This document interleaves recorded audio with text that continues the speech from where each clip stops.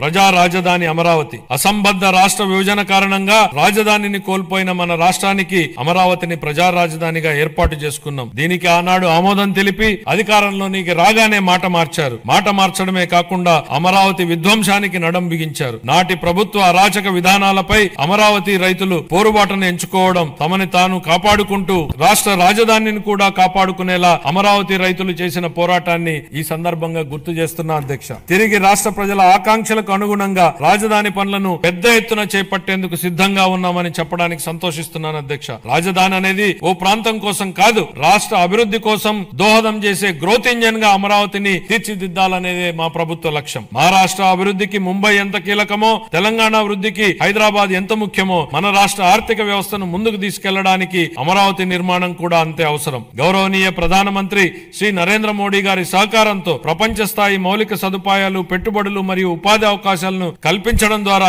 అమరావతిని ముంబై మరియు హైదరాబాద్లతో సరితూగే ఆర్థిక శక్తిగా అభివృద్ధి చేయడానికి మా ప్రభుత్వం కృషి చేస్తోంది. అమరావతిని విధ్వంసం చేసేందుకు నాటి పాలకులు చెప్పిన మాటలను ఈ సందర్భంగా గుర్తు చేయాలనుకుంటున్నా అధ్యక్ష. రాజధాని నిర్మాణం కోసం అంత డబ్బులు ఇవ్వలేం కాబట్టి 3 రాజధానులు ఏర్పాటు అన్నారు. ఇవాళ మేం రాజధాని పనుల నిర్మాణం కోసం బడ్జెట్ నుంచి ₹1 కూడా కేటాయించలేదు అధ్యక్ష. కానీ రాజధాని పనులు ప్రారంభం కాబోతున్నాయి. మా ముఖ్యమంత్రి గారు చెప్పిన విధంగా అమరావతి సెల్ఫ్ సస్టైనబుల్ ప్రాజెక్ట్ అని నిరూపితమైంది. తనకు తానే ఆర్థిక వనరులు సంపాదించుకునే ప్రాజెక్ట్ అమరావతి అని కళ్ల ముందు కనపడుతోంది. ప్రపంచ బ్యాంకు, ఆసియా అభివృద్ధి బ్యాంకు మరియు హడ్కో వంటి ఆర్థిక సంస్థల సహకారంతో కేంద్ర ప్రభుత్వం ద్వారా అమరావతి నిధులు సమకూర్చుకునే ఏర్పాటును మా ప్రభుత్వం ఏర్పాటు చేసింది. దీంతో బడ్జెట్ సహాయం లేకుండానే స్వీయ పెట్టుబడి వనరులు కలిగిన ఏ రాజధాని నగర ప్రాజెక్టుగా అమరావతి మారింది.